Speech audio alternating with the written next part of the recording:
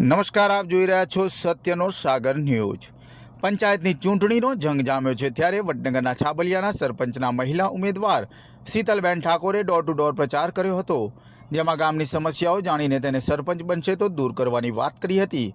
શીતલબેન BA COPA MMV સુધીનો અભ્યાસ કરેલ છે, શિક્ષિત હોવાથી ગામના લોકોનો પણ સાથ સહકાર મળી રહેશે તેવી પણ તેમણે આશા રાખી હતી। સાથે સાથે ભારતીય સંસ્કૃતિને પણ શીતલબેને જાળવી રાખીને જ્યાં પણ પ્રચારમાં જાય તો પોતાના પરિવારના આપેલા સંસ્કારો થકી વડીલોના આશીર્વાદ પણ લેતા હોય છે અને મતદાન માટે પણ એક અપીલ કરતા હોય છે। છાબલિયા ગામમાં કુલ વોટ અંદાજે 6252 હોવાનું અનુમાન છે, તેમજ વોર્ડ સંખ્યા 12 છે અને મતદાન બૂથ 6 છે। છાબલિયા ગામમાં કુલ 8 ઉમેદવારોએ સરપંચ માટે ઉમેદવારી કરેલ છે।